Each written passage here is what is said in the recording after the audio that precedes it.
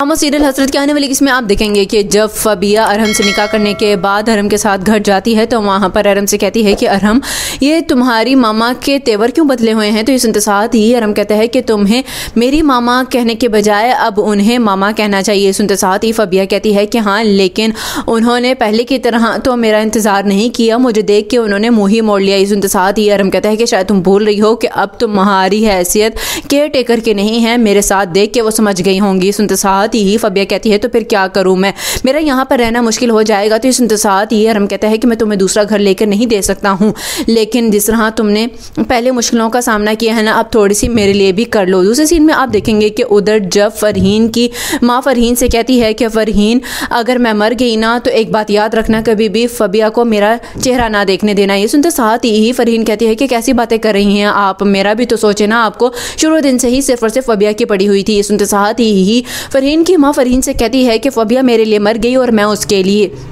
अब अगर तुमने उसका नाम भी लिया ना इस घर में तो फिर देखना। ये सुनते साथ ही फरहीन कहती है कि बात आपने ही शुरू की है, मैंने नहीं की है।